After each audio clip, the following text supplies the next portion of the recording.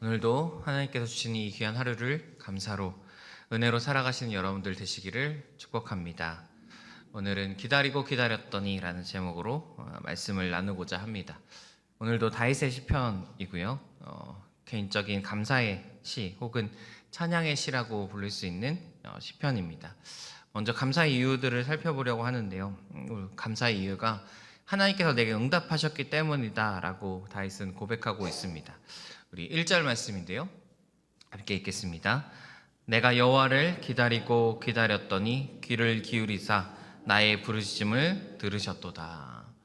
다윗은 고백합니다. 기다리고 기다렸다라고 간절히 주님을 기다리는 모습인데, 이 모습은 단순히 그냥 기다리다 보면 무언가 되겠지라는 어떤 맹목적인 기다림, 지금은 참고 있으면 분명히 좋은 날이 올 거야 라는 어떤 긍정적인 사고를 이야기하는 것이 아니라 반드시 하나님께서 우리에게 어떤 일을 이루어 주실 거라는 믿음의 확신을 가지고 기다리는 모습을 뜻하고 있습니다. 우리의 기다림이 세상의 어떤 긍정적인 사고나 또 어떤 위로하는 말과는 좀 달라야 함을 이야기하고 있는 것이죠.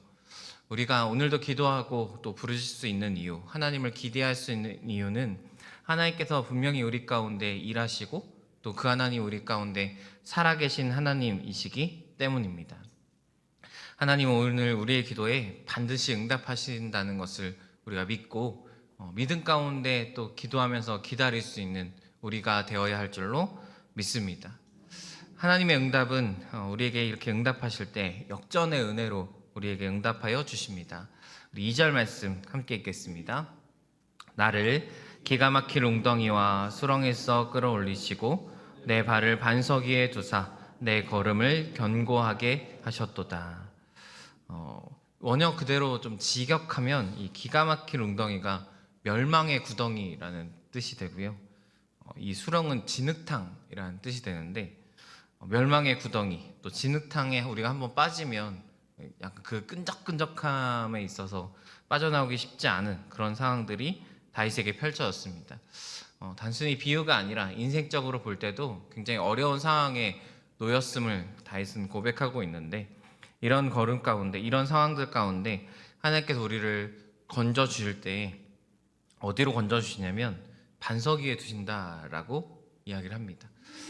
기가 막힌 웅덩이, 정말 멸망 끝, 그 절망의 끝에 있던 사람을 하나님께서 세워 주실 때 단순히 그냥 평평한 땅, 거기서만 어떻게 보면 건져내 줄 수 있는 그 정도의 상황이 아니라 하나님께서 우리를 건져내 주실 때 반석, 피난처, 우리의 하나님 위에 우리를 세워 주실 줄로 믿습니다. 단순히 그냥 평범하게 살 수 있는 정도가 아니라 아주 견고하게 살 수 있는 우리 삶의 터전에 우리를 세워 주신다라고 고백하고 있습니다. 우리가 이렇게 기도의 응답을 받는다면 그 다음 해야 될 것은 이 기도 응답에 대한 감사의 찬양이 되겠죠. 우리 3절 말씀 함께 읽겠습니다.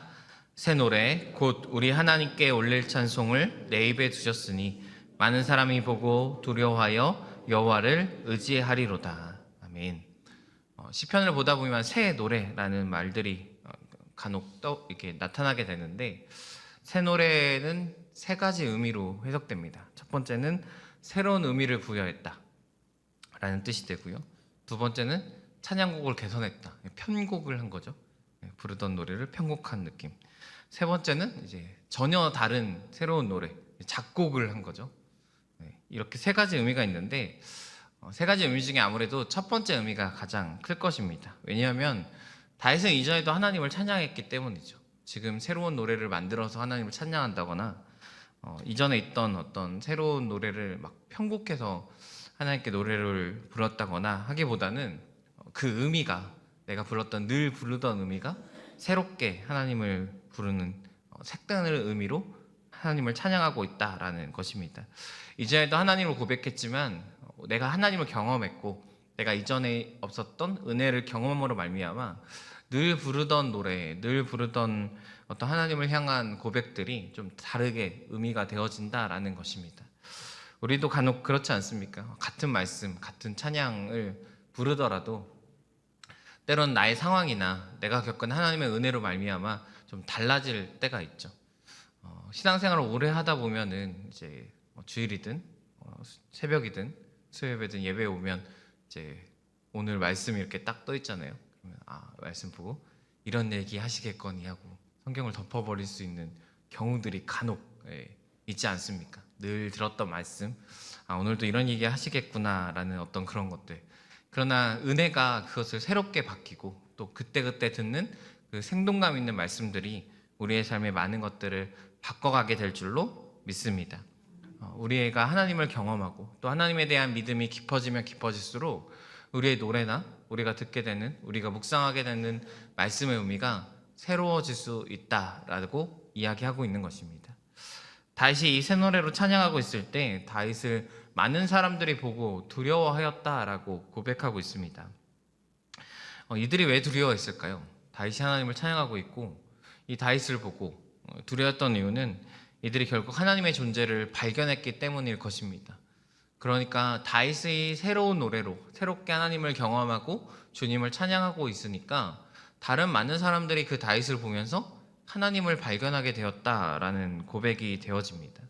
새 노래로 하나님을 찬양하는 삶을 살면 우리를 통해서 다른 사람들이 하나님을 발견할 수 있다라고 하나님은 이야기하고 계신 것입니다. 이것이 우리가 은혜를 누려야 하고 이것이 우리가 기도의 응답을 받아야 하는 이유 중에 하나라고 생각합니다. 내가 은혜를 받음으로 인해서 은혜 받는 나를 통해서 다른 사람이 또한 은혜를 경험할 수 있다라는 것이죠. 내가 느끼기엔 하나님이 살아계시 않는 것 같고 내가 느끼기엔 하나님이 나의 기도에 응답하지 않으셔서 마치 나의 믿음이 좀 허무하게 느껴질 때 내 옆에 있는 사람이 기도의 응답을 받으면 어때요? 사촌이 땅을 사도 배가 아프다고 막 왜 하나님은 쟤만 사랑하시는 거예요 막 이러십니까? 그 모습을 보면서 아니다, 하나님은 살아계시는구나, 내가 다시 기도를 해야겠구나, 다시 나도 저 사람처럼 하나님을 경험해야겠구나, 이렇게 우리가 생각해야 되지 않겠습니까?